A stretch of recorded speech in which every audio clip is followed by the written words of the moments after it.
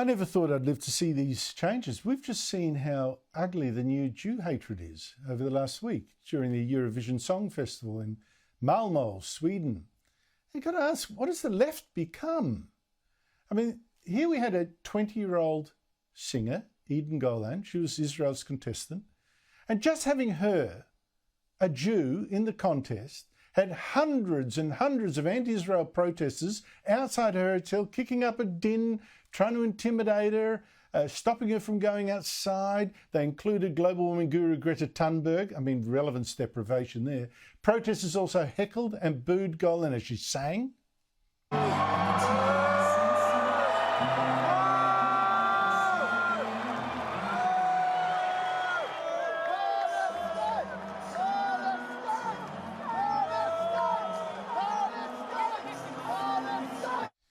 At press conferences, other contestants, like Greece's, treated her like dirt when she was getting asked questions, pretending to sleep when she spoke. And Ireland's, the supposed witch, I mean, here goes civilization down the toilet, cried when Golan made the semi-finals. I cried with my team.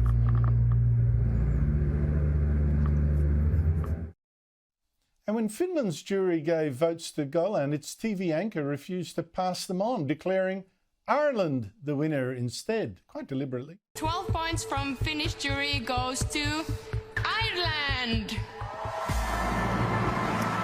I think we have somewhat of a technical problem.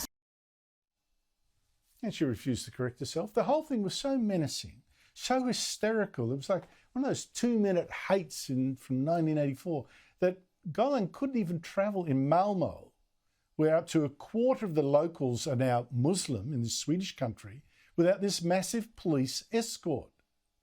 Now, the good news is that while the arts community treated Golan like scum, the audience watching at home actually gave her the highest popular vote of any contestant, meaning she came 5th overall. And this brave 20-year-old who wouldn't be intimidated returned to Israel as a hero. But more than that, really, what she went through would confirm to many Jews that Israel is now the only country where they can still be Jews in safety, and Israel must not fall. And I wonder how anyone on the left can now look at how the mob treated that one lone Jewish woman and feel anything but disgust at what this movement has become. Now, I hear many people of the left, excusing what we've seen, saying, oh, no, you're wrong, Andrew. This is not Jew hatred. This is people, we're just anti-Zionists. We're anti-people who think Israel has a right to exist. We love Jews.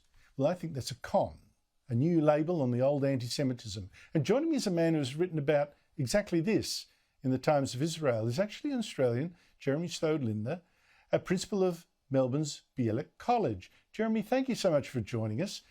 You say in this terrific article, I urge people to read it, you're a Zionist principal of a Zionist school. Can you explain what Zionist means to you?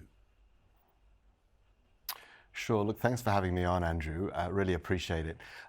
Being a Zionist is really an uncontroversial and uncomplicated concept. For thousands of years, there's been a Jewish presence in the land of Israel. Jews pray every day to Israel as an important part of its prayer. The Hebrew word for Israel is Tzion in Jewish prayer, which is where the word Zionism comes from.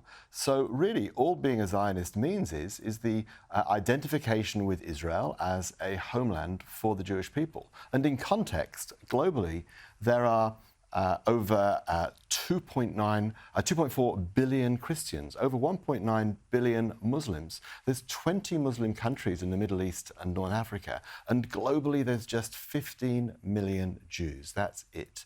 And all Zionism is an identification with Israel as a tiny slither of land, a third the size of Tasmania, for a small population, just 15 million, less than the population of New York is the global population of Judaism. And Zionism is just the belief in that land as a homeland for those people. And don't forget that nearly a quarter of the Israeli population are in fact Palestinians and Muslims. Now, what do you make? I'm sure you've heard it too. So many people on the left, so many protesters say, no, how dare you call us anti-Semites? We're anti-Zionists. Big difference. Do you believe them? Well, I'm afraid the majority of the Jewish community simply doesn't accept that and doesn't believe that. It's like saying to a Christian, we're going to dissect part of your identity and faith and tell you what you should believe. It's like saying, hey, we're okay with Christianity, but not with Jesus. Or it's like saying to a Muslim, hey, we're fine with Islam, but just take out the Mecca and the Medina part of it. For Jews, for the majority of Jews, Zionism is an integral part of our identity, our culture, our practice, our belief, our prayer. We pray 3 times a day to about a return to Zion. We just finished the festival of Passover, which ended with next year in Jerusalem. It's an incredibly intellectually dishonest and arrogant statement to say that we allow you to be a Jew, but we don't allow you to be a Zionist. And the reality is, when the majority of Jews hear chants like, Zionists are not welcome here, Zionists out, what they hear, and we believe what is meant, is Jews are not welcome here, Jews out. And there is no place for that in 21st century Australia. Well, I thought there wasn't, and I thought I'd never have to confront this. But how do you explain what you're seeing now, this Jew hatred in Australia? Look, it's gone crazy. And I think what we're seeing is, in particular on student campuses, but also in city centres, in CBDs, we're seeing a cohort, and they are a cohort of people who think it's 1968, who think this is civil rights, who think it's Vietnam, and they see this as a very binary conflict. They're dressing up, they're cosplaying, and what this is, in my view, this is a hit job. This is a hit job by the far left and by radical Islam. And we know it's a hit job because when we look at the protests, if these were people that genuinely cared about values, human dignity, life, then where are they on Darfur? Where are they on Myanmar? Where are they on China and the Uyghurs? Where are they on the rights of women or LGBTQI people in the Middle East? Where are they on all these things when they only focus on Israel? And they don't just only focus on Israel, they completely ignore all those others, and they ignore Hamas. Hamas, which as a prescribed terrorist organization on October the 7th, murdered 1,200 predominantly Jewish Israelis, mutilated, raped, took hundreds of hostages. When there is no mention of that in these protests, then we know that these aren't protests just against an Israeli policy. This is anti-Semitism.